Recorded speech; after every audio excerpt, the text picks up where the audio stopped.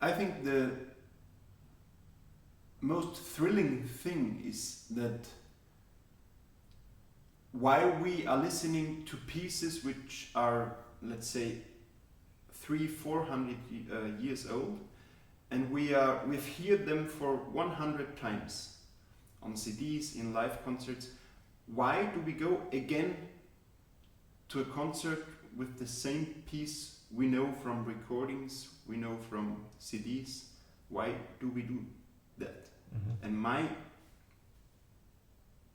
I'm convinced that there is the possibility that when you go to a concert and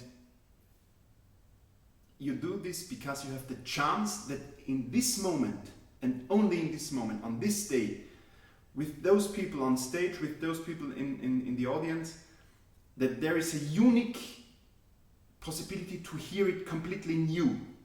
And where does the difference, where does the idea of the moment come from? Yeah, I think it's very important to be perfectly prepared in a technical way. Only if you are prepared in a perfect way like this, you have a kind of, you can be free at the moment. But this is not normal anyway?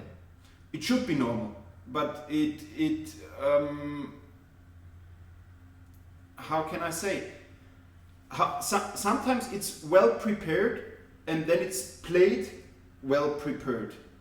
But you hear black dots on white paper. And nobody cares about black dots on white paper. People cares, and music is about magic, about connection between people on stage and people in the hall. A moment where someone is starting to cry, to laugh, or just to, if you see that there is someone doing like this with the leg, there is a connection. No WLAN, no Bluetooth, nothing like this, no digital things. It's a kind of magic connection, and I think that the directest way is to try to be in the moment. And then you said you want to tell a story. Yes. Where does that story come from, and how concrete is this story? You can have the same piece, and my story is a completely different one that compared with the story the listeners in the hall imagine. Just a very simple example. If I play this famous theme of second movement Mozart clarinet concerto, it could be that I'm thinking about the sunrise and you are thinking about the sunset. Both is true. I'm convinced both is true. If you would tell me, you think during I play this famous melody, you think about highway with traffic jam, I wouldn't understand. And I don't think that lots of people would think about the highway with the traffic jam. But if one thinks about the sea and the second thinks about the mountains, both is true. And isn't this fascinating? What is your way of feeling and thinking while you perform, or while you also prepare a piece of music? My personal way is my most magic moments during playing were when I stopped thinking. There were moments when I was well prepared, very well prepared. I didn't think about which picture do I want to play, which atmosphere do I want to create. I didn't have to think at the moment when I was playing.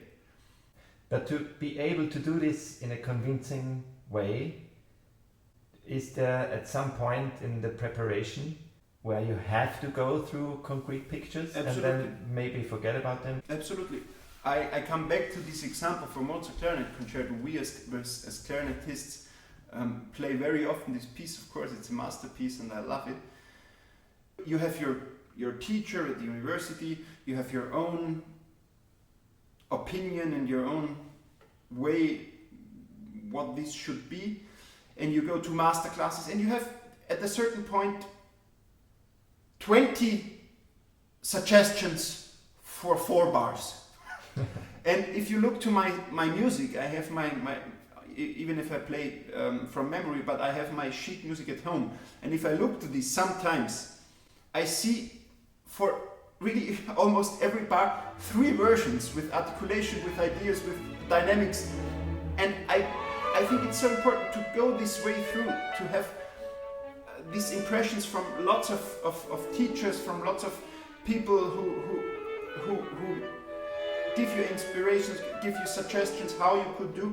But at the end, if you go this sometimes very hard way through, at the end, my experience was it was important to go through this, but at the end I had to reach a point where I played again like I would see it the first time, and like I would play a children's song. Then it feels very natural for me. Mm-hmm. How is your connection to nowadays, to the nowadays society, to nowadays developments, to nowadays problems? The first thing during your question, I was thinking about was we played all 9 Beethoven symphonies with Andres Nelsons just before this Corona fermata we had now. And for me, the most important and most connected topic of Beethoven's music was this freedom thing, yeah, you know.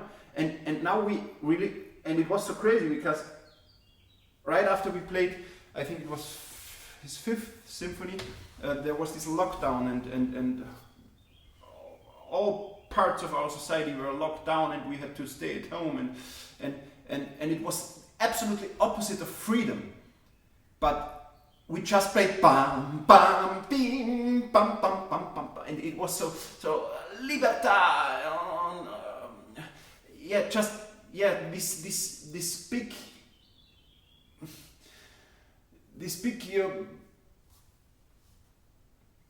dream of humans to be free, and then we were in the Corona situation. We weren't free anymore.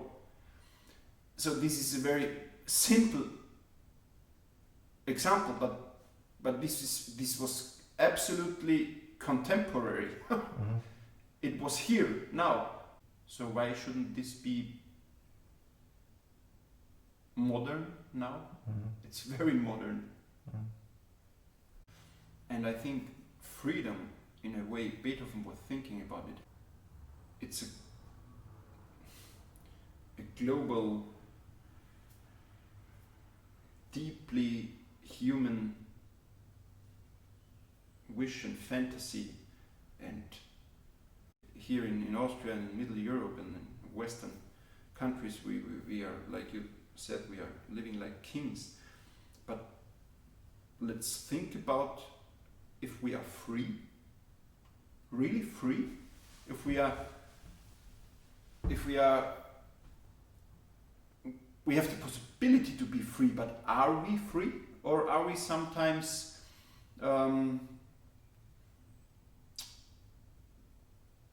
do people and do certain groups try to bring us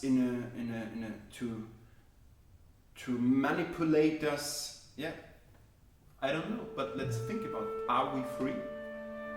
Can music help us to be free, or to have a smell of freedom, to get a little